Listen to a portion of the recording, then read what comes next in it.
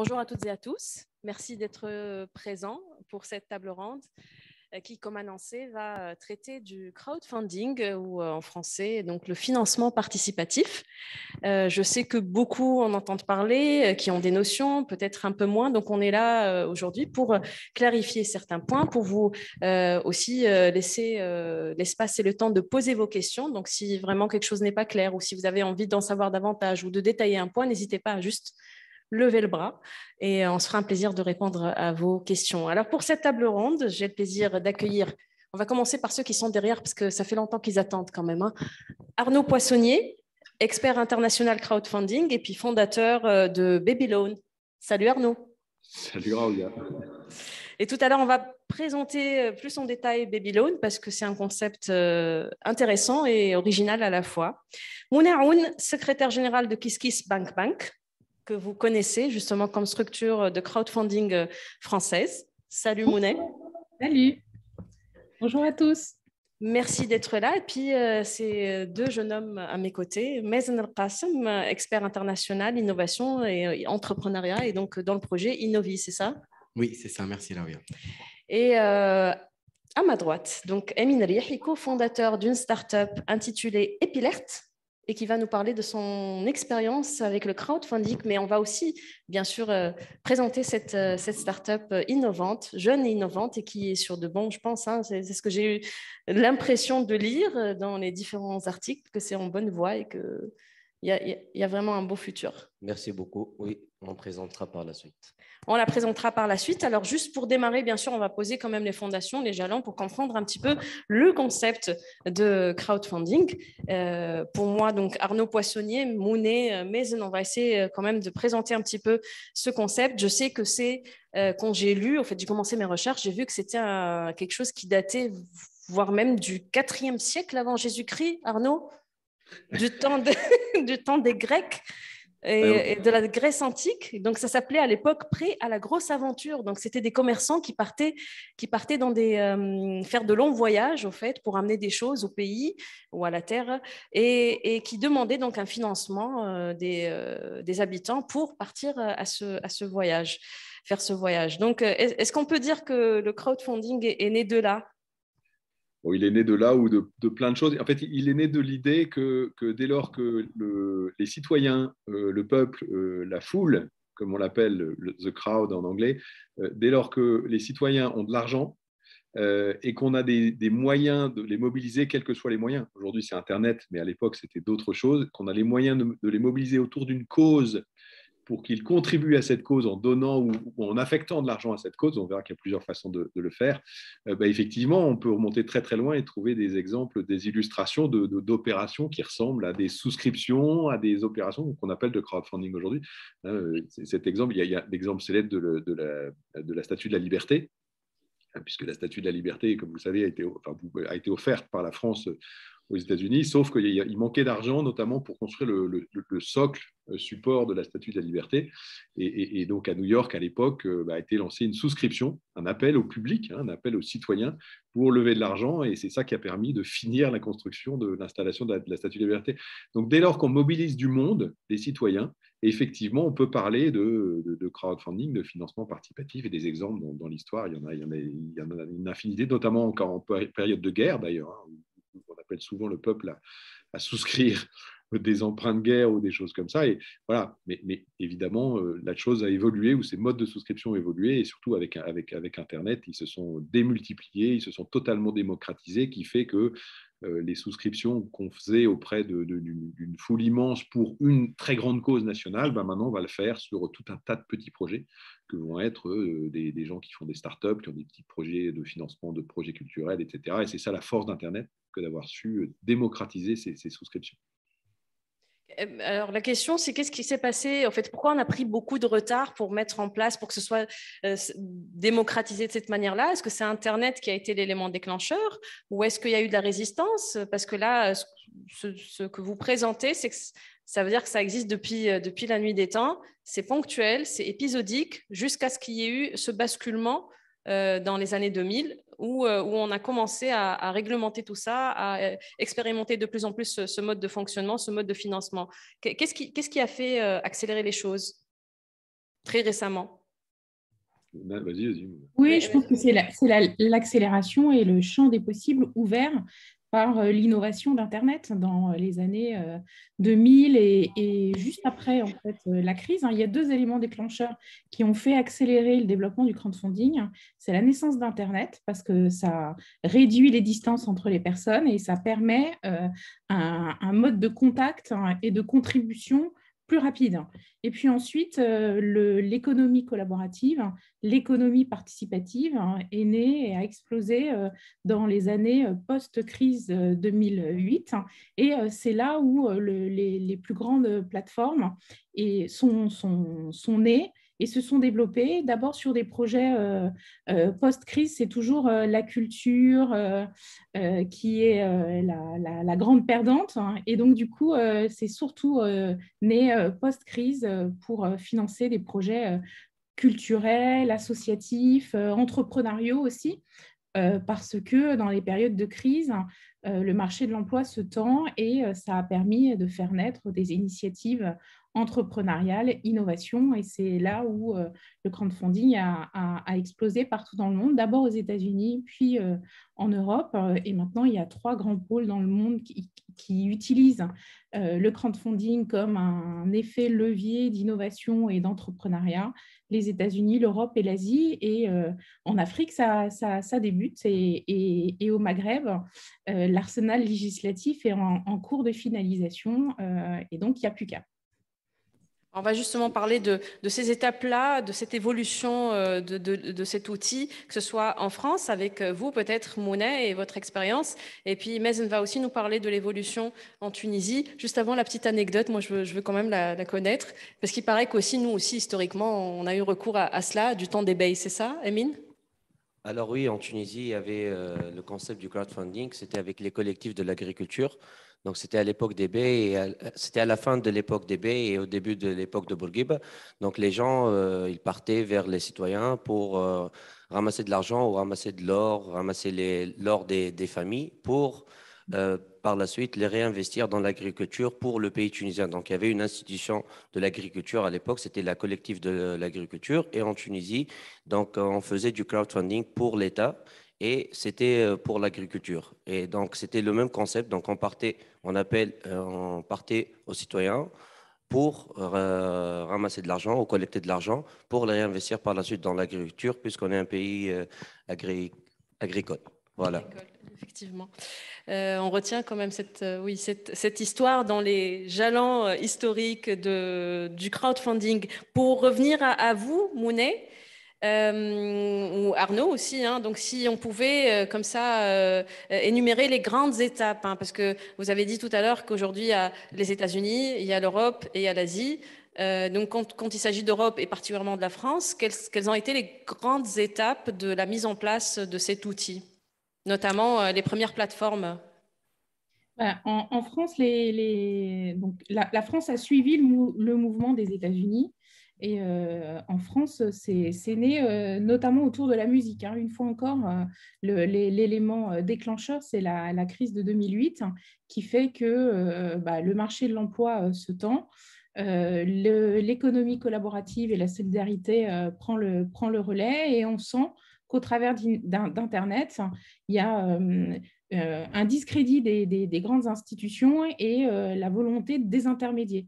Et Internet permet ça, et les plateformes de crowdfunding naissent sur ce mantra-là, cet objectif de mettre en contact des porteurs de projets avec des citoyens et de les aider et les soutenir pour se développer. Donc en France, les premiers, c'est My Major Company autour de la musique, et en fait la possibilité de financer un album, un artiste qui lance une vidéo sur Internet et qui se dit qu'il a envie de lancer son album. Il n'est pas retenu par des maisons de disques historiques, et des internautes l'écoutent et trouvent ça plutôt sympa, et donc du coup ça se finance tout seul. Un artiste phare en France, c'est Grégoire, qui a pu financer son album par le financement participatif.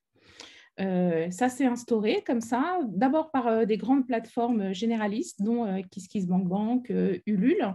Et puis, de cette promesse-là, autour du don avec ou sans contrepartie, on s'est dit qu'on pouvait aussi financer autre chose. L'entrepreneuriat est là plutôt sous forme d'investissement.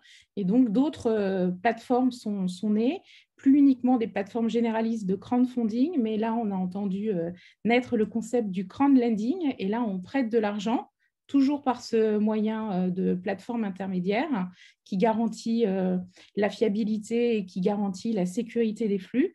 Et l'investisseur va investir et va toucher un rendement pour soutenir des projets entrepreneuriaux, donc d'entreprise, soit à taux zéro, soit à taux rémunéré. Et puis après, dans les projets entrepreneuriaux, il y a aussi ce qu'on appelle le crowd equity et qui permet en fait d'être actionnaire. Le comment, pardon? Le crowd equity. Donc, la possibilité d'investir et de prendre une part du capital de l'entreprise. Donc, les trois modes sont nés entre 2008 et 2012-16. Toutes les formes se sont exploitées et après, beaucoup de plateformes sont nées, d'abord généralistes, puis spécialisées sur l'agriculture, sur la musique, sur le sport, sur l'immobilier. Le crowdfunding immobilier s'est très bien développé et là, les 2 dernières années, a connu une forte croissance en France. Et donc, c'est plus d'une centaine de plateformes qui existent en France et qui sont rassemblées dans une association qui s'appelle Financement Participatif France, qui vient poser un cadre, une éthique et un mode de collaboration, quels que soient les modes de crowdfunding qui peuvent exister en France. Un autre exemple, c'est Babylone. Et là, je laisse la parole à Arnaud. Juste sur ce sujet-là, effectivement, de l'évolution du marché, les premières grandes plateformes aussi en Angleterre notamment et aux États-Unis étaient également des plateformes de prêt à la consommation. L'un des les plus célèbres plateformes, c'est Zopa, qui était une plateforme de prêt à la consommation, de désintermédiation du prêt à la consommation. Et ce qui est très intéressant dans cette évolution, de se dire, comme disait Mouna, qu'on peut financer en dette, en equity, en dons récompense, etc., tout un tas de projets. Ce qui a été très intéressant, c'est de regarder l'évolution dans toutes les zones géographiques où le crowdfunding s'est développé, l'évolution réglementaire ou l'évolution législative en parallèle à l'apparition de ces métiers. Comme souvent dans l'innovation, vous avez une innovation qui débarque et puis elle débarque un peu de nulle part et puis il n'y a pas de réglementation adaptée, elles peuvent plus ou moins se développer. Et en fait, on s'est aperçu assez vite, à partir de l'apparition des premières plateformes qui avaient dans les 3 grands métiers, donc le don, le prêt et l'equity, on s'est aperçu assez vite qu'il y avait une défaillance de textes de loi adaptés à ces outils. Et on s'est aperçu dans tout un tas de pays, que ce soit aux États-Unis, que ce soit chez nous, etc., il y a des outils, notamment l'outil de prêt et l'outil d'equity, n'arrivaient pas à se déployer parce qu'il n'y avait pas de réglementation adaptée, parce que tout simplement, c'était des plateformes. Je vais prendre l'exemple du prêt, c'est tout à fait symptomatique. C'est que vous aviez une plateforme de prêt où vous pouviez prêter de l'argent à un projet, à quelqu'un d'autre dans votre pays ou à l'autre bout du monde, peu importe. Sauf que quand vous faites ça, quand vous êtes un internaute qui se met à prêter à quelqu'un d'autre, vous êtes tout simplement en train de déployer une activité de banque. Et donc, à déployer une activité de banque quand vous n'avez pas un agrément bancaire, c'est juste directement la prison. Et donc, il y a tout un tas de métiers du crowdfunding. Et sur le crowdfunding d'investissement, c'est pareil, ce n'était pas ouvert à tout le monde. Et donc, il y a eu tout un travail dans tous les grands pays d'adaptation des réglementations pour que le grand public puisse réaliser des opérations sur ces plateformes qui lui étaient interdites avant. Et donc, avant que le crowdlending, en France par exemple, avant que le crowdlending n'arrive ou que le crowd equity ne puisse vraiment se développer, en fait, il n'y avait que le don récompense qui pouvait être déployé parce qu'il n'y avait pas de loi qui gênait véritablement le déploiement de ces plateformes. Et c'est en 2014, et la Tunisie est en train de se doter d'un dispositif législatif, mais en France, c'est en 2014 où on a fait voter tout un dispositif réglementaire et législatif qui a permis à la France, à cette époque-là, de se doter de tous les outils du crowdfunding et d'être l'un des pays qui est le mieux équipé en matière d'outils du crowdfunding. Donc ça, c'est un sujet important. Et juste sur Babylone, effectivement, nous, on était, mais très rapidement, moi, on était la deuxième plateforme après My Major Company Donc, on a parlé des dizaines de plateformes. Et en fait, moi, j'ai lancé Babylone en 2008. Donc, My Major Company s'était lancé en 2006. Et donc, on a lancé cette plateforme sur une idée qu'on n'a pas inventée, qui venait des États-Unis, puisqu'il y a un site célèbre qui s'appelle Kiva aux États-Unis. Et Kiva avait eu l'idée de décliner le crowdfunding de prêt, donc le crowdlending, mais dans une dimension sociale, avec pour ambition de permettre à la foule, donc aux citoyens, de prêter de l'argent à des bénéficiaires de microcrédits dans les pays en développement. L'idée du microcrédit qu'on connaît tous un petit peu nécessite de l'argent, puisque pour accorder un microcrédit à une personne pauvre pour qu'elle développe sa petite activité d'autosubsistance, il faut de l'argent. Et donc, Kiva avait eu l'idée de lancer une plateforme qui permettait aux internautes de prêter de l'argent à des bénéficiaires de microcrédit. Et c'est ce que nous, on a suivi en 2008.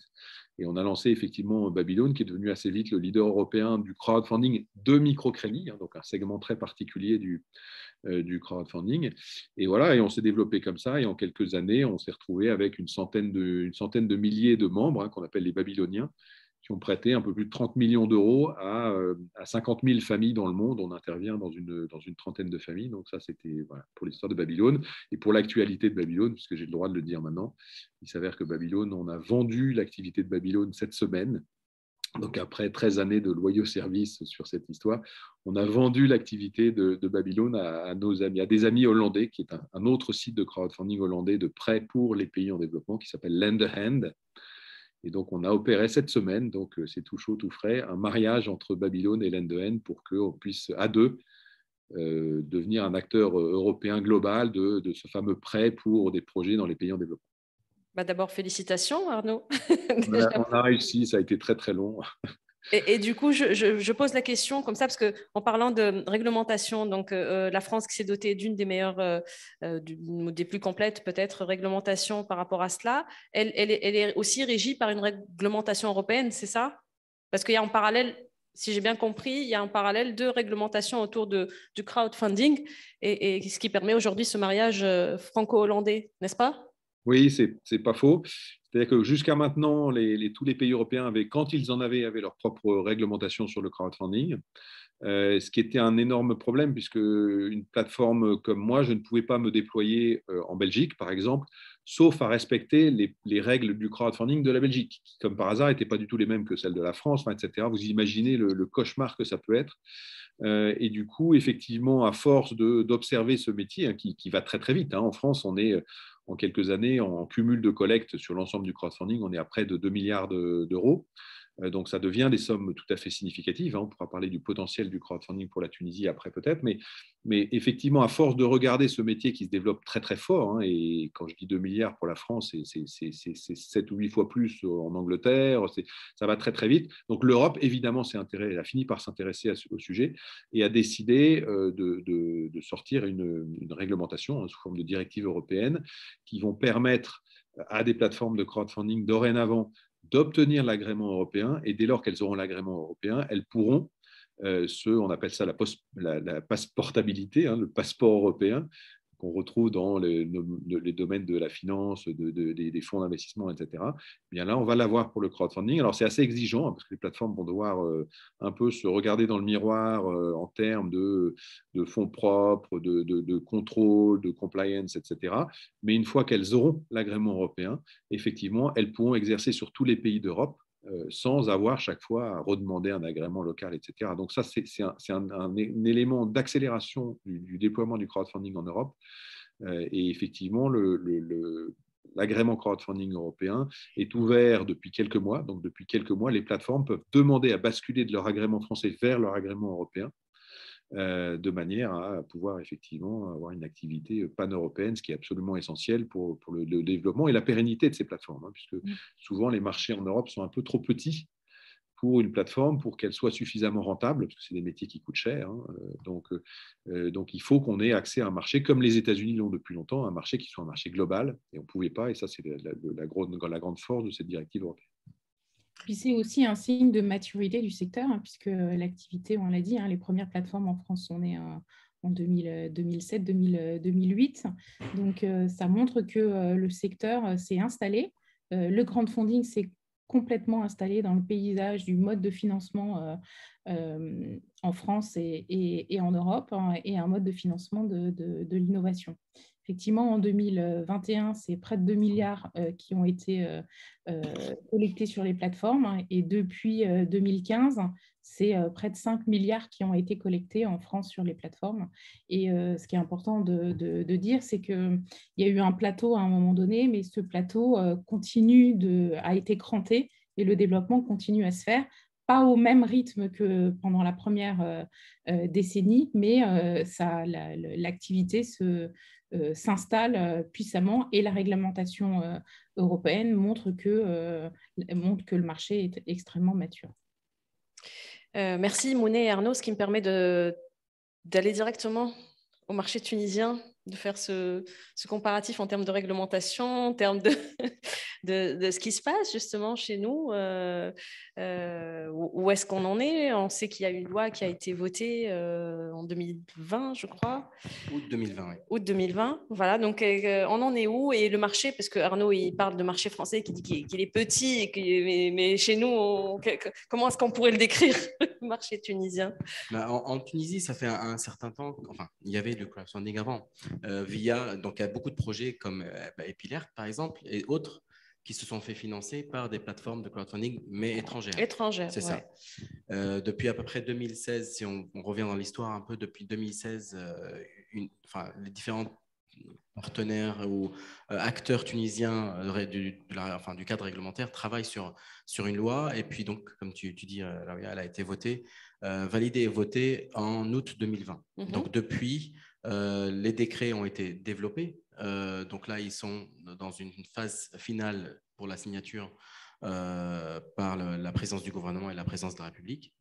Et en parallèle, pour gagner du temps, les trois autorités de réglementation du crowdfunding ont travaillé et travaillent encore sur l'élaboration de leur texte d'application, puisqu'il y a 3 niveaux dans la réglementation. Tu as la loi, les décrets qui concernent la loi, et puis après, chaque institution a ses textes d'application. La Banque centrale, ses circulaires, le CMF, son règlement, et puis l'ACM, donc l'autorité de contrôle de la microfinance, qui est le 3e régulateur qui régule le don, et ils ont aussi leurs notes réglementaires. Donc, c'est en cours de préparation, et là, donc, on attend juste la validation de ces décrets pour qu'on opérationnalise. Et donc, entre-temps, comment s'opèrent les opérations de… Il n'y en a pas. Normalement, il n'y en a pas. Sinon… parce que… Non, il n'y en a pas. Ok. On garde cette réponse? On garde cette réponse. Il faut qu'on garde. Non, il n'y en a pas. Non, mais il y a quelques… Je vais laisser le public aussi poser ses questions. Oui, Arnaud? Oui, il y a quand même quelques projets qui sont financés sur des plateformes extérieures, hein, donc en France, et Mouna le sait bien. Donc voilà, mais il y en a quand même très peu. Et juste pour rebondir sur ce que tu disais, Raouia, sur le potentiel du crowdfunding, alors ça vaut ce que ça vaut, mais on avait fait il y a quelques années un petit exercice. Il y a une étude de la Banque mondiale qui avait estimé que le potentiel du crowdfunding pour les pays en développement ou les pays émergents était de l'ordre, alors sur les 10-15 ans qui viennent, pouvait être estimé à quelque chose comme de l'ordre de 100 milliards de dollars. Et donc, et de là, on s'était amusé à faire un exercice avec Mazen il y a 2-3 ans en disant, OK, s'il y a ce potentiel pour les pays en développement ou les pays émergents, quel pourrait être le potentiel de collecte pour la Tunisie? Alors, c'est un exercice qui est évidemment faux, mais on s'était amusé à faire ça et on s'est dit, si on regarde le poids de l'Afrique dans l'enveloppe de 100 milliards, c'est à peu près 18%. Donc, on avait dit, OK, il y a peut-être un potentiel de 18-20 milliards de dollars pour l'Afrique. Et si on regarde le poids de l'économie tunisienne, encore, l'exercice est un peu facile et il ne vaut pas grand-chose, mais on regarde le poids de l'économie tunisienne dans l'Afrique, on s'est dit, ça pourrait, dès lors que, évidemment, la Tunisie se doterait d'une réglementation large et souple sur le sujet, ça représenterait un potentiel pour la Tunisie de l'ordre de 800 millions de dollars, 1 milliard de dollars, donc entre 2,5 et 3 milliards de dinars. Voilà, après, là encore, j'ai conscience des limites de l'exercice, mais on parle de sommes qui ne sont quand même pas complètement négligeables pour le financement de projets, de start-up, de la culture, etc. Donc ce n'est pas rien ce qui va se passer. La méthodologie est bonne, elle me semble crédible. Oui, mais ça dépendra de la capacité des acteurs à la mettre, à la rendre réelle. Oui. Est-ce que dans le public, vous avez une question par rapport au concept, par rapport au mode de fonctionnement, par rapport à ce qui se passe en Tunisie ou en France, avant qu'on peut-être passe à un autre axe de traitement du crowdfunding? Ah, deux questions. Est-ce que vous pouvez avancer? Parce que bon, j'arrive pas, c'est pas des micro-baladeurs là. Si votre voix, elle porte...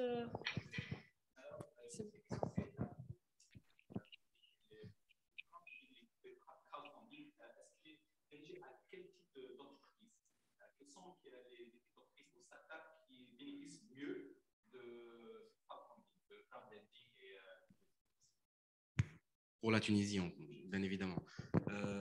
Pour le moment, toutes les startups dans tous les domaines. Après, ça va dépendre bien sûr des plateformes et de la spécificité ou la spécialisation de chacune de ces plateformes. Mais dans la loi, donc si on parle de la loi tunisienne, dans la loi, c'est tous les projets à but lucratif. Donc malheureusement, pour le moment, la loi n'inclut pas les projets à but non lucratif, donc les projets culturels, personnels, sportifs, etc., ou même académiques, mais donc tous les projets à but lucratif, donc normalement toutes les startups. Peut-être la question, c'était, j'imagine, quels sont le genre de projets qui pourraient intéresser le plus ce mode de... Ah, d'accord, le genre de projet, ok. Je réponds aussi, même chose, tous les projets, parce que en fait, tant que c'est un projet à but lucratif, que ce soit innovant ou pas, ça va dépendre, bien sûr, du public. Donc, c'est l'intérêt du public, c'est l'intérêt que le public a pour une certaine thématique ou un certain projet qui va faire en sorte que ce projet va être financé ou pas. Donc, tout. Est-ce que ça dépend aussi du marketing qu'on fait autour? C'est ça la beauté, bien sûr. C'est ça la beauté du crowdfunding, en fait. C'est l'idée que c'est de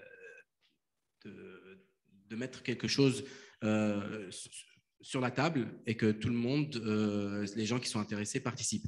Et comme dit Lawia, bien sûr, c'est ce qui va être très important et je pense que Mouna va en parler plus tard dans notre panel, mais le côté marketing, le côté storytelling, comment tu vas vendre ton projet sur cette plateforme-là, bien sûr, a une grande importance. Elle va donner des pourcentages, elle est forte en chiffres, mais il y a un certain pourcentage où, en fait, la vidéo, le marketing et le storytelling autour de ton projet va bien sûr t'apporter plus de financement que d'autres.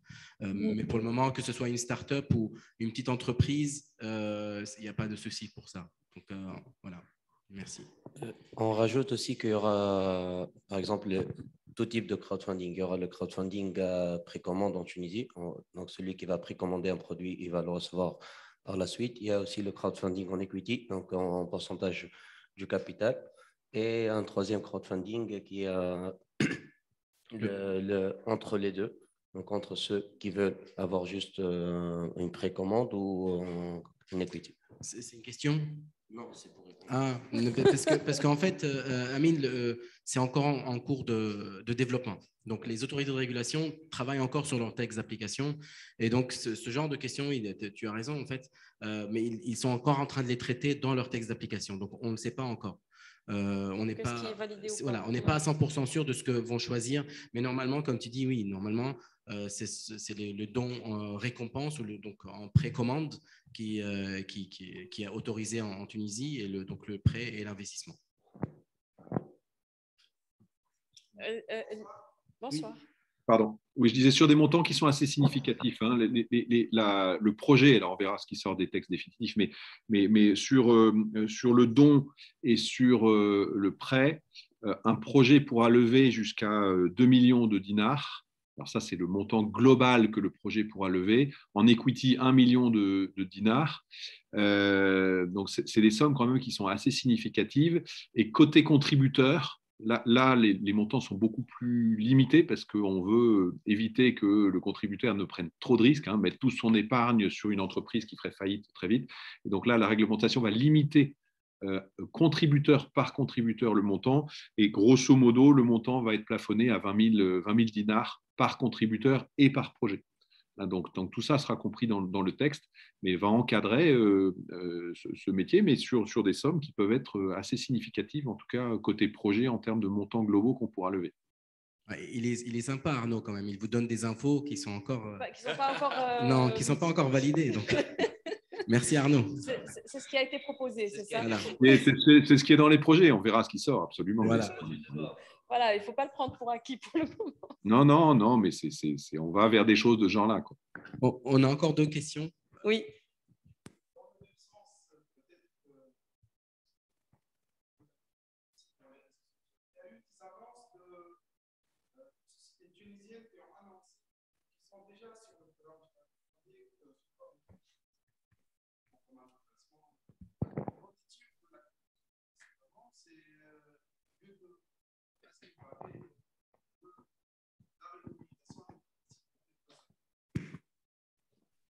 Voilà, donc tu as ta réponse dans la question, en fait. Parce que oui, elles ne sont pas crédibles, parce qu'elles vont vendre quelque chose potentiellement qui ne va pas être validé par la réglementation. Donc, c'est un risque pour eux et c'est un risque aussi pour toi ou pour le contributeur. Donc, voilà. C'était quoi la question? Oui, c'était... On n'a pas entendu la question. Non. Oui, attends, Mouna, 2 secondes. Pardon.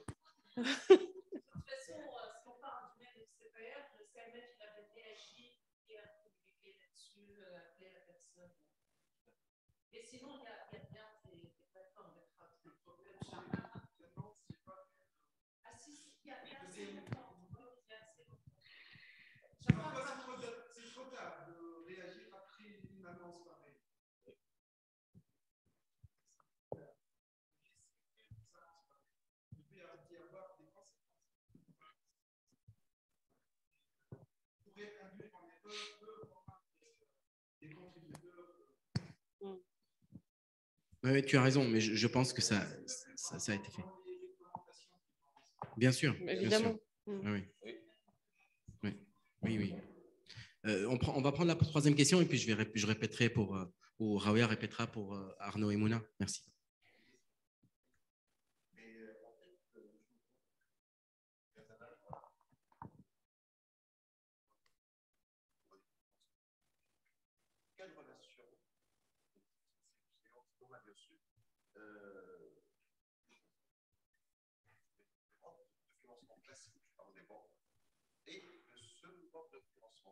Est-ce qu'il y a des bases communicantes?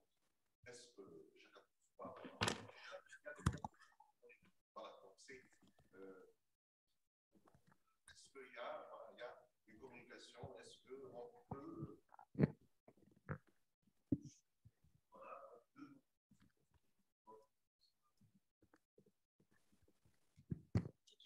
Je pourrais. Oui.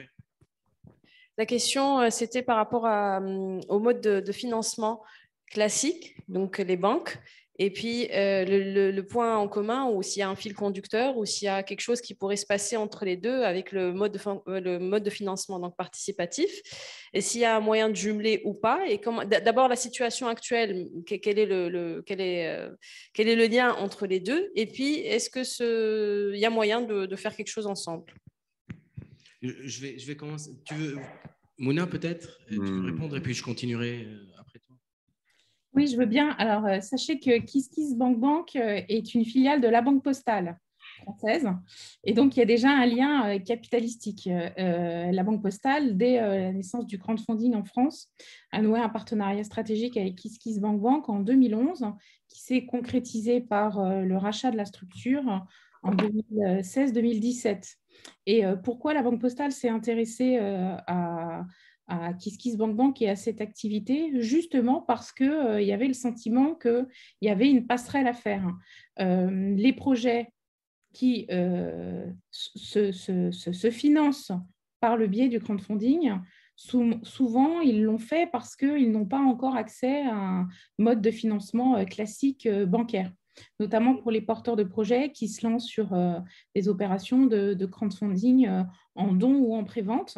Et donc, en général, on commence par se lancer par le biais du crowdfunding, qui, comme le disait Mazen, est 50% une opération de levée de fonds, 50% une grande opération de communication et de marketing, puisqu'en fait, quand on crée sa page sur un site de crowdfunding, on a une page qu'on peut diffusé largement sur les réseaux sociaux. C'est notre page Internet, c'est notre premier site Internet qui vend et qui présente notre projet et notre produit. Et donc, il y a la possibilité de s'exprimer, d'y mettre des vidéos, des relais sur les réseaux sociaux. Et surtout, il y a une sécurisation des flux, puisqu'on collecte des sous, des contributions de façon totalement sécurisée avec la liste de tous les contributeurs et ça constitue un premier fichier client. Donc, une fois qu'on a réalisé sa campagne de crowdfunding et qu'on l'a réussi, on peut avoir un premier fichier client qui va d'une dizaine de contributeurs à des milliers de contributeurs et on a notre premier fichier client et c'est un test en fait. C'est un test de lancement d'appétence. C'est une mini-étude de marché ou d'appétence pour un produit qui est présenté quand c'est un produit, notamment de la prévente ou même un projet entrepreneurial. Et donc, du coup, souvent, quand c'est réussi et le porteur de projet se retourne vers son banquier, et si le projet a été réussi, il a réussi à lever de premiers fonds via ce qu'on appelle le Love Money, il arrive à avoir un financement bancaire classique. Donc, il y a des passerelles qui se font parce que c'est finalement la philosophie du crowdfunding, c'est rendre possible des projets qui ne seraient pas possibles aussi vite par des schémas classiques de financement. Pour terminer, sur la Tunisie, donc, le côté opérationnel existe bien sûr. Donc, il y a ce lien puisque tout est digitalisé. L'argent doit passer par la banque, qui va passer par la plateforme, etc. Donc, ce côté-là existe bien sûr. C'est plutôt le côté, comme disait Mouna, donc l'exemple français, on ne l'a pas encore en Tunisie. On ne sait pas si on va l'avoir. Donc, c'est encore dans la réglementation. On n'est pas encore clair sur le rôle des banques. Si elles peuvent être partenaires, partenaires, avoir leur propre plateforme de crowdfunding comme à l'étranger, c'est pas encore finalisé dans la réglementation. Pour le moment, non.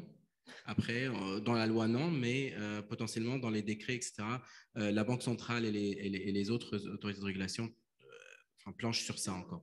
J'ajoute peut-être un truc sur ça au niveau de la banque tunisienne. On ne sait pas encore si l'argent va être holded, si l'argent va rester bloqué au niveau du site du crowdfunding ou au niveau de la banque ou au niveau du compte bancaire de la banque, de la plateforme.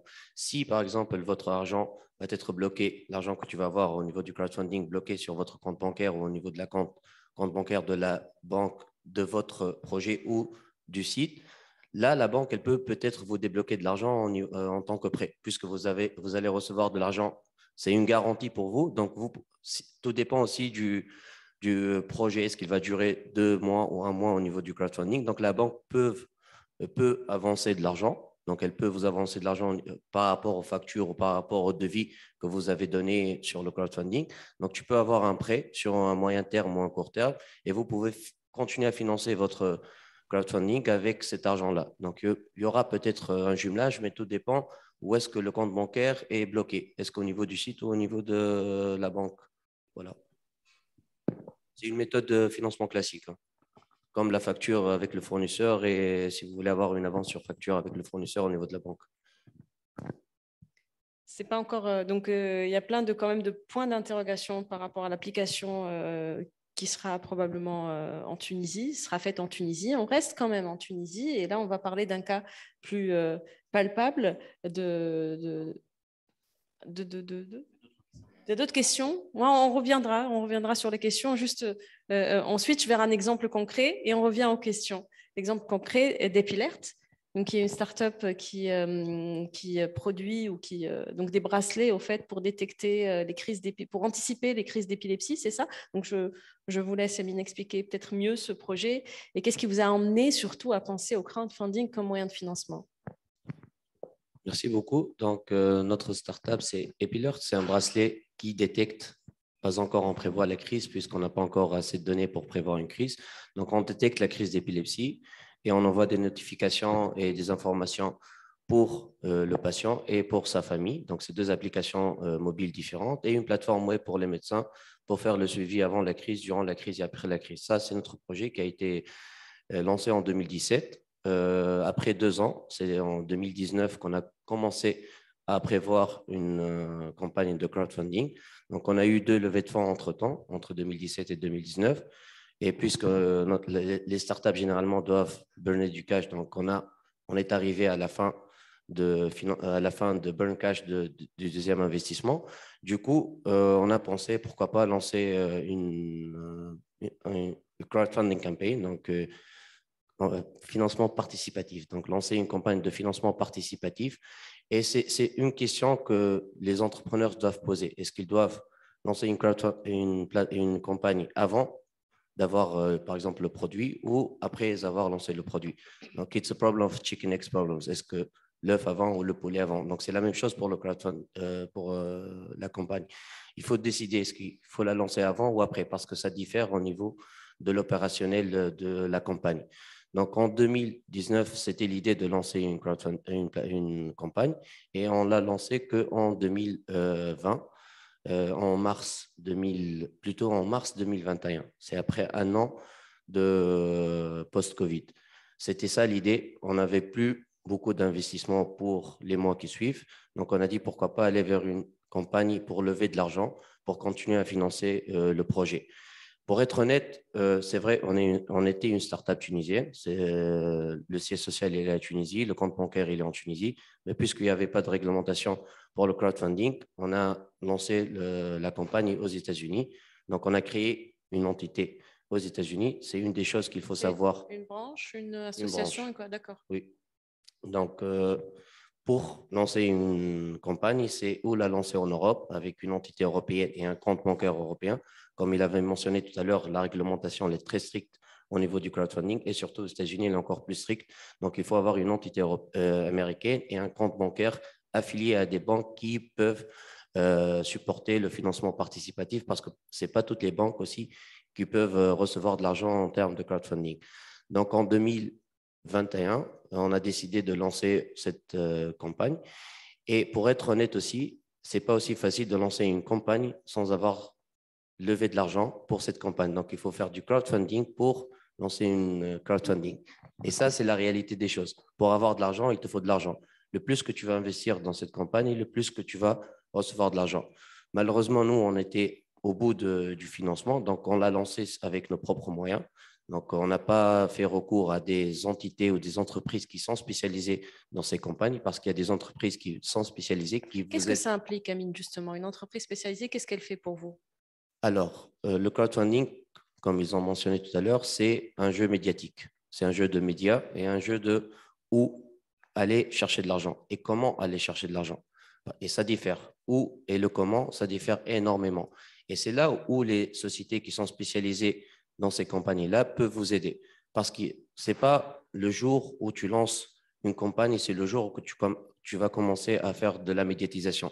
C'est à peu près 6 mois à l'avance où tu commences ta campagne. Donc concrètement, c'est 6 mois à l'avance où on commence à travailler sur la campagne et peut-être 3 mois à l'avance où on a décidé à lancer une campagne. Donc ça fait à peu près 9 mois pour décider de lancer une campagne. C'est comme une levée de fonds, mais ce n'est pas une levée de fonds. Donc, il faut bien préparer. Donc, on a dû préparer toute une mailing list. C'était l'une des choses les plus importantes parce qu'on va faire du mailing. Donc, on va collecter des bases de données où on va collecter nous-mêmes des bases de données des gens qui ont déjà donné de l'argent dans les crowdfunding. Et il faut chercher ces gens-là, il faut chercher ces bases de données. Et c'était un truc qu'on a fait manuellement. Donc, on est parti vers les plateformes réseaux sociaux de toutes les plateformes de crowdfunding et on a fait du scrapping. Donc, on a commencé à scraper ces pages-là. On a cherché les emails, on a cherché les noms et prénoms de ces gens-là. Il y a des bases qui sont publiques, il y a des bases qui sont privées. Donc, si c'est privé, il faut aller chercher encore plus dans les plateformes. Donc, on a préparé toute une base de données avant de commencer. Et deuxièmement, il faut préparer toute une campagne médiatique sur les réseaux sociaux et pas que sur les réseaux sociaux, mais aussi en termes de médias.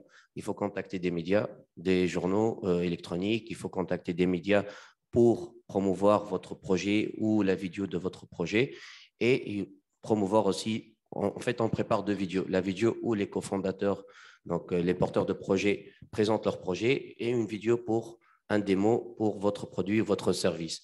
Donc, il faut bien préparer ces vidéos-là et préparer toute une présentation, pas PowerPoint, mais une présentation que vous allez par la suite présenter sur le site du site du crowdfunding ou sur votre site web ou sur vos réseaux sociaux. Donc, c'est tout un content creation et content preparation qu'il faut préparer et ce n'est pas aussi facile parce que vous allez demander de l'argent à des gens peut-être qui ne vous connaissent pas ou qui vous connaissent aussi. C'est pour cela que le comment, c'est différent et le où aussi, c'est différent au niveau de la plateforme. Donc, 6 mois à l'avance, on n'a pas préparé tout ça, bien sûr. On n'était pas aware, we were not aware, donc on n'était pas conscient de tout ça. On a fait appel à plusieurs entreprises, mais c'était un peu cher. Même les entreprises, les micro-entreprises qui aident au niveau du crowdfunding, ça coûte de l'argent. Et donc, on a lancé la campagne par nos propres moyens, avec nos propres contacts et aussi avec les contacts qu'on a pu préparer. Et c'était… Qu'est-ce que ça a donné? Alors, en fait, donc, comment ça se passe exactement? Donc, vous allez annoncer un montant, un chiffre que vous voulez avoir, par exemple 30 000 $, 40 000 $. Et si vous atteignez cet objectif-là, vous allez recevoir de l'argent. Et si vous allez dépasser aussi le chiffre, vous allez recevoir de l'argent. Et si vous n'avez pas atteint aussi ce chiffre-là, aussi vous allez recevoir de l'argent, mais avec un pourcentage au moins, puisque la plateforme demande un pourcentage à chaque campagne. Et c'est différent au niveau si vous avez eu l'argent ou le montant exact ou plus que le montant. Et voilà, donc on a décidé de lancer donc une campagne avec un objectif d'atteindre les 15 000 $. C'est peu, oui, mais c'est beaucoup aussi pour une startup, les 15 000 $. Ça peut financer toute une partie de l'opération, donc de l'opérationnel de votre startup, ou aussi pour financer peut-être la production de ce prototype-là. Alors, 15 000 $, c'est peu, c'est vrai. On n'a pas atteint notre objectif. On n'a atteint que 5 198 ou 190 $. C'était bien, puisqu'on a lancé, c'était une première. Donc, 5 000 $, c'était assez suffisant pour qu'on puisse valider notre marché, parce que le crowdfunding campaign vous donne une crédibilité en termes de go-to-market. C'est des gens qui ont précommandé. Donc, on a choisi, tout d'abord, il faut choisir quel type de crowdfunding campaign vous voulez lancer. Est-ce que c'est en equity? Donc, vous allez donner du pourcentage en contrepartie de l'argent de votre reçu. Et ça, c'est des plateformes spécialisées de crowdfunding en equity. Il y a des plateformes qui sont spécialisées en précommande et il y a les plateformes qui sont spécialisées dans les deux. Et il y a des plateformes qui sont spécialisées dans le don. Seulement, par exemple, les gens ont aimé votre produit, donc ils vont vous donner de l'argent puisqu'ils ont aimé votre produit. Ils ne cherchent pas, par exemple, à avoir le produit ou avoir une equity. Ils vont juste aider, au fait, soutenir le projet. Ils n'ont pas forcément besoin pour un proche épileptique ou autre. Exactement. Donc, ils ne vont pas précommander le produit. Donc, nous, on a décidé de lancer en précommande. Et pour les startups, la précommande, c'est comme une validation d'une commande d'un produit. Donc, ça nous aide en termes de crédibilité sur le marché, en termes de crédibilité avec les investisseurs et en termes aussi de crédibilité pour une deuxième, pourquoi pas, crowdfunding campaign. Et donc, les 5 000, c'était aux alentours de 60 personnes qui ont précommandé le produit. Donc, on a validé. Si j'explique encore plus, nous sommes une startup spécialisée dans le hardware, donc dans une composante hardware. Et ce n'est pas la même chose qu'une startup qui est spécialisée dans le digital ou dans des plateformes. Donc, le hardware, ce n'est pas aussi facile de lever de l'argent derrière. Et on était hardware spécialisé médical. Donc là, c'est encore plus difficile. C'est pour ça qu'une validation du marché par une campagne de crowdfunding vous donne une crédibilité auprès des investisseurs par la suite.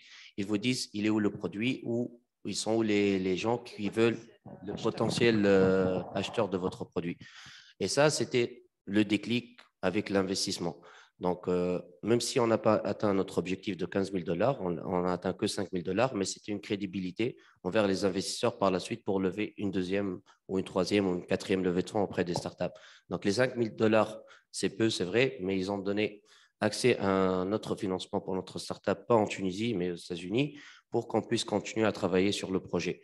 Et ça, c'est la force d'une campagne de crowdfunding, c'est qu'elle donne un autre souffle pour une startup pour continuer le projet et continuer à travailler sur le projet.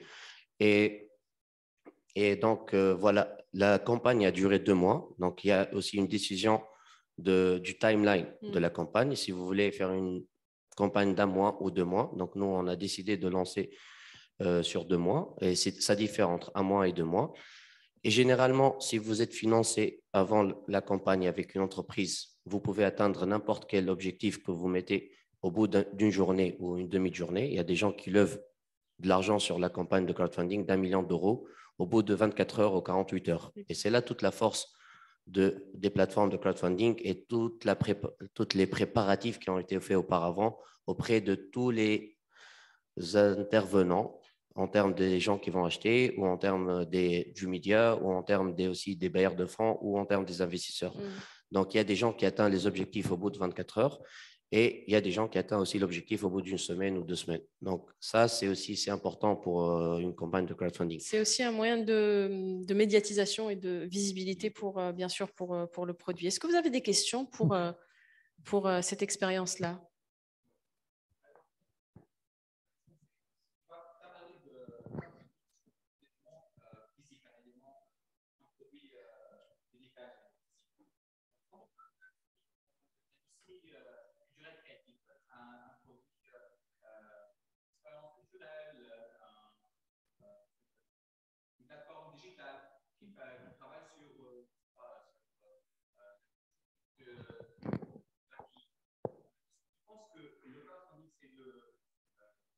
Mieux pour accéder à un fonds acceptable que les moyens classiques, ou tu penses que c'est mieux pour aller dans des éléments classiques?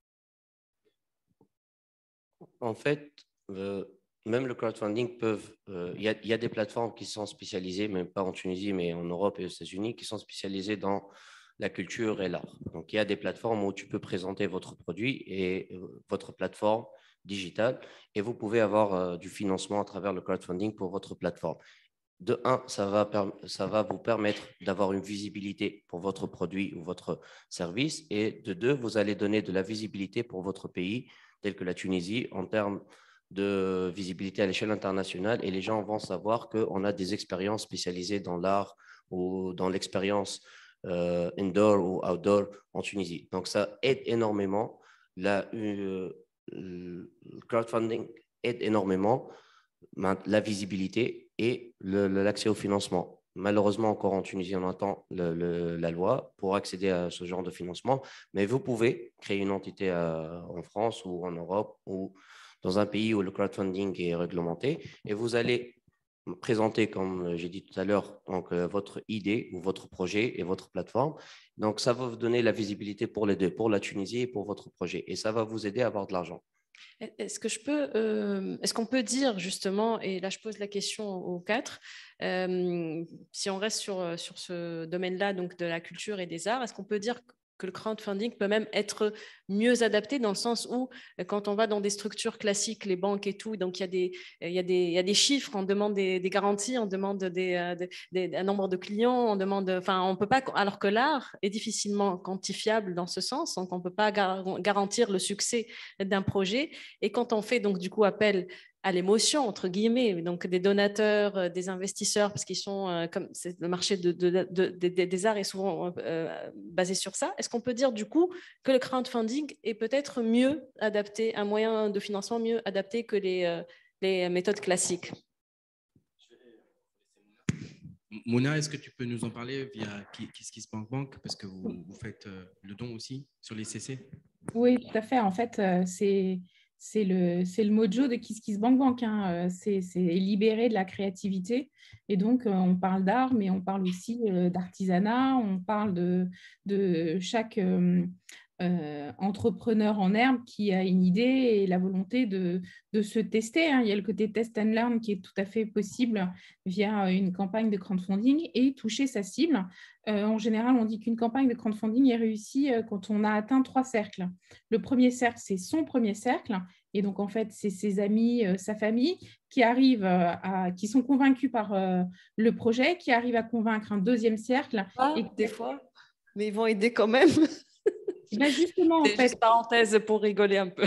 Mais non, mais justement, si on arrive à convaincre sa famille et ses amis et qui donnent de l'argent sur le projet, ce que je voulais dire, c'est que ça crédibilise le deuxième et le troisième cercle.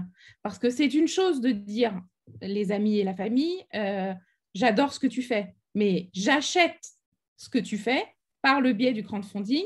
Si c'est fait, c'est que c'est un gage de crédibilité. Et donc, du coup, ça active bien le deuxième cercle et ça active le troisième cercle. Et donc, oui, le crowdfunding, c'est aussi, comme je l'ai dit tout à l'heure, une campagne de communication. Donc, non seulement ça libère la créativité et ça le rend possible, mais en plus, on peut expliquer son positionnement, sa touche au travers de tests ou de prototypes à la fois artistiques ou artisanaux ou autour de la mode, hein, tout ce qui est mode responsable, économie circulaire et donc avec un stylisme particulier, bah, c'est plus facile de le faire par le biais du crowdfunding que trouver des concept stores qui nous offrent un corner alors qu'on n'a pas d'expérience en fait. On ne peut rien affirmer sur l'appétence de notre style. Ça ouvre des corners.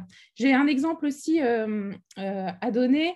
Vous voyez les enseignes Darty en France qui sont en fait de l'électroménager, enfin tout ce qui est autour du confort de la maison.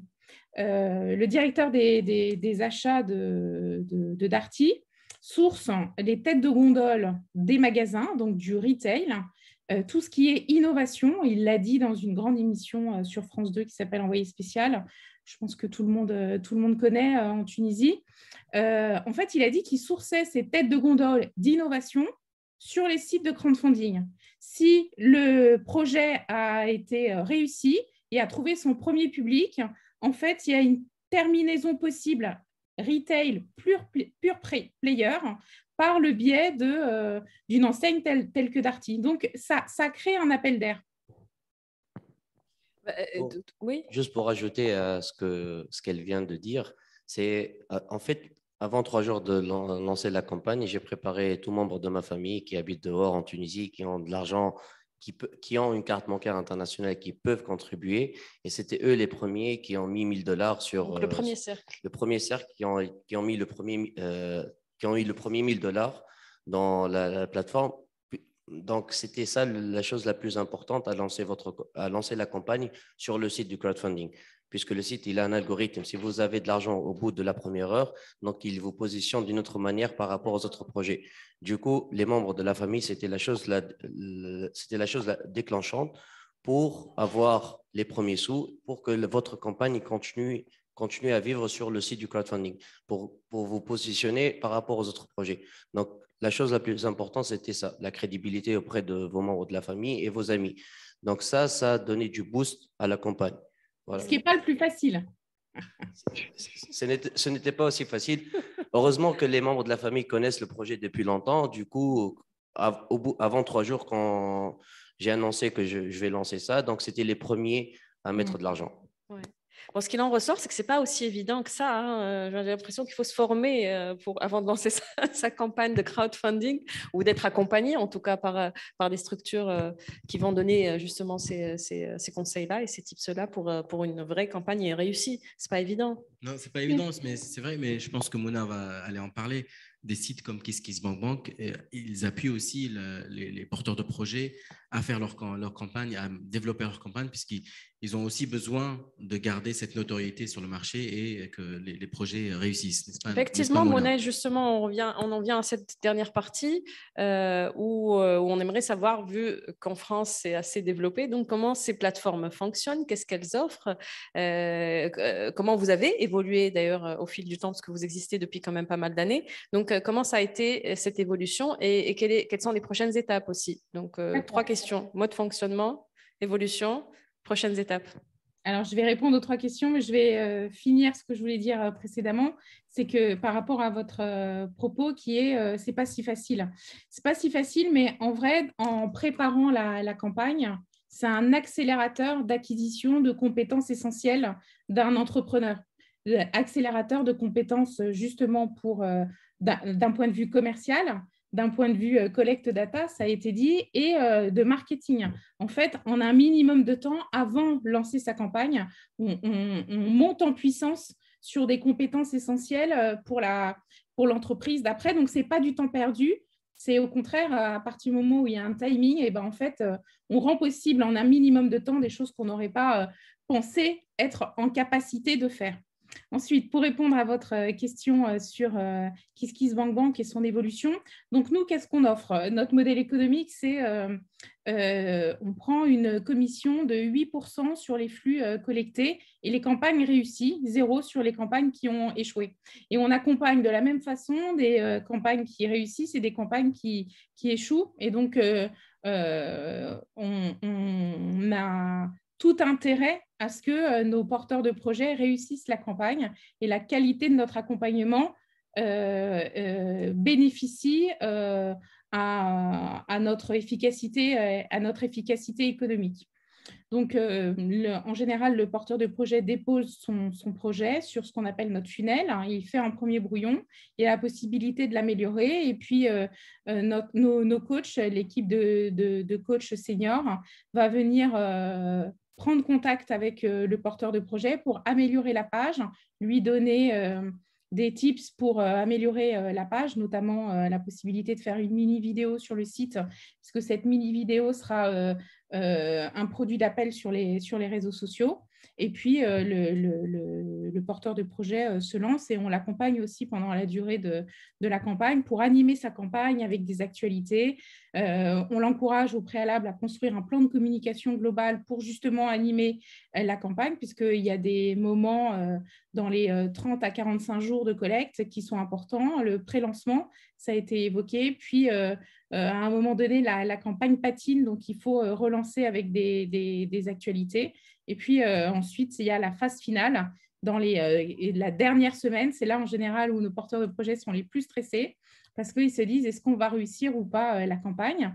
Il y a possibilité chez nous, si la campagne a dépassé les 100%, à continuer la campagne. Donc, c'est un extra time avec la possibilité donc, de laisser en ligne la campagne un peu plus longtemps, ce qui permet en fait de toucher un public plus large.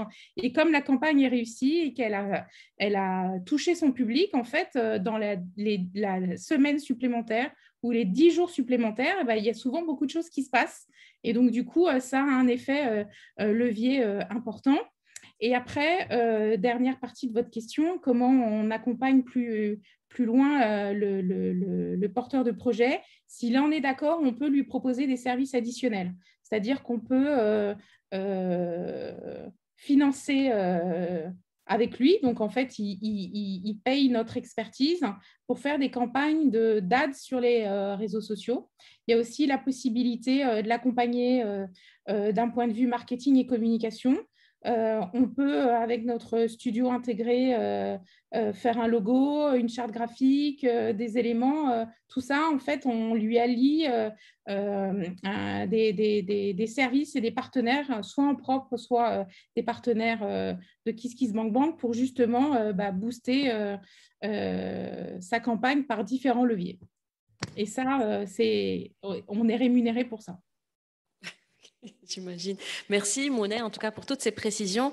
Je crois qu'on arrive à la fin de cette table ronde. On a 2 minutes pour une question. Et alors là, on a 3 questions, donc arrangez-vous. On les prend, mais on a 2 minutes pour y répondre. Hein. Monet et Arnaud. Fissa, les 3 questions. Monsieur, madame et monsieur au fond.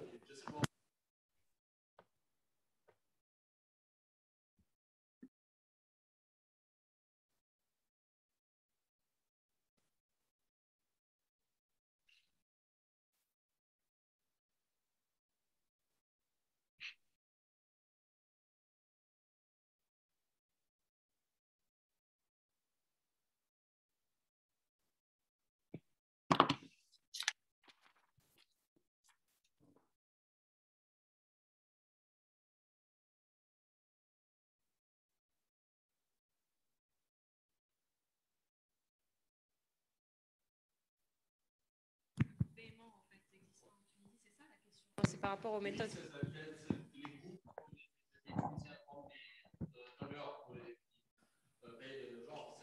y a quelques rélévances pour les plateformes internationales. Quand je fais un projet ici à Tunisie et j'utilise une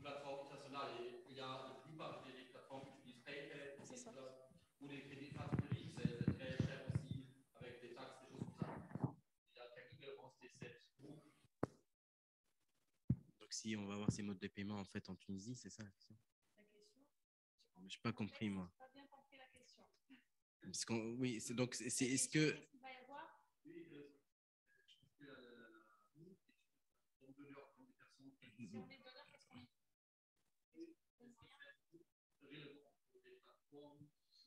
D'accord. Ah, ok, ok. Oui.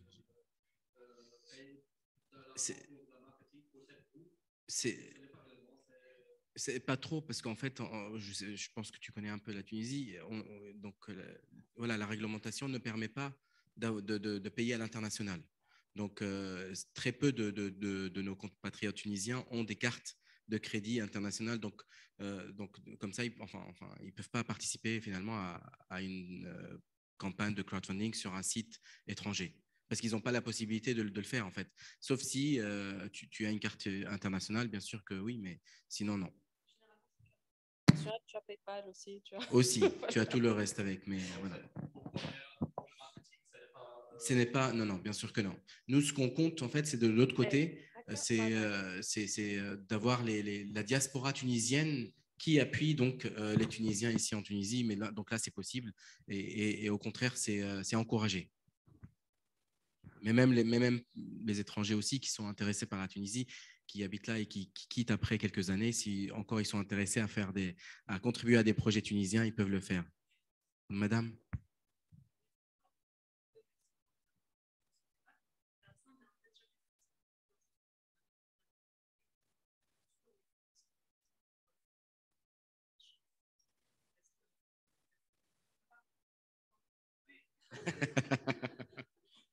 Ça,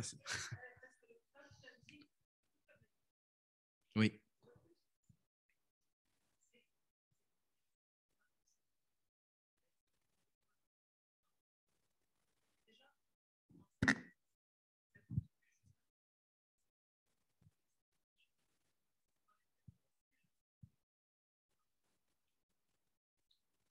C'est vrai.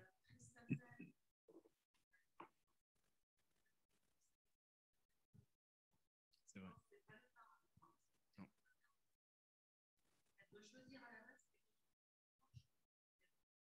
Bien sûr.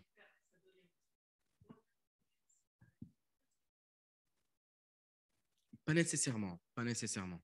Pour le moment, c'est pas nécessairement. Ils peuvent participer à plusieurs, à demander un don ou un prêt ou un investissement. Oui, oui, ils peuvent, voilà, sur plusieurs plateformes, bien sûr. C'est vrai. Oui,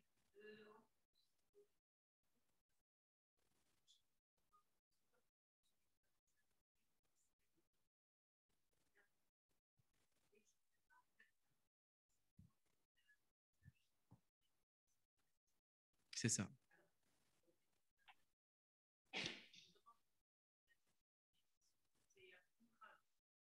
Bien sûr. Pas encore.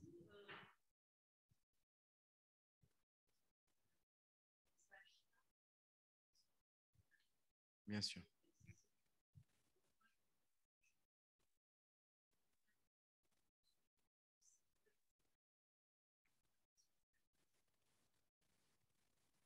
Toi- Oui.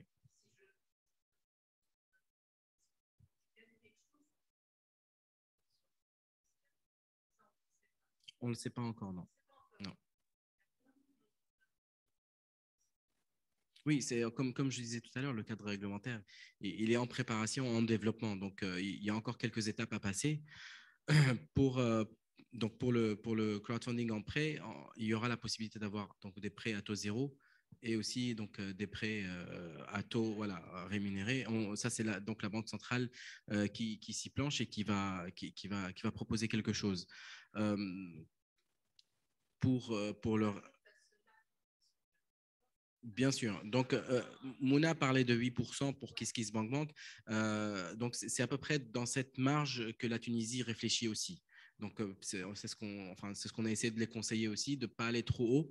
Et donc, c'est dans cette marge-là sur laquelle ils vont travailler. Mais bien sûr, donc, ça va être en fonction du contexte tunisien. Et après, 8%, c'est quand même, enfin, c'est un petit peu moins que la microfinance. Donc, il y a quand même une bonne marge entre ça. On va peut-être continuer, parce qu'on déborde sur le timing du reste de la nuit des idées qui se poursuit. Mais par contre, on pouvait bien sûr continuer à discuter ailleurs. Et puis, peut-être demander à Mazen, si jamais vous avez des questions à poser à Mounet ou à Arnaud, qui, j'imagine, sont ouverts à recevoir des questions par mail ou autre. N'est-ce pas, les amis? Avec plaisir. Pas du tout. Merci beaucoup. Merci Arnaud, merci Mounet, merci à vous tous d'avoir été là et d'avoir posé toutes vos questions. Merci Mazen. Et puis Emine a dû partir voilà, parce qu'il y avait une urgence.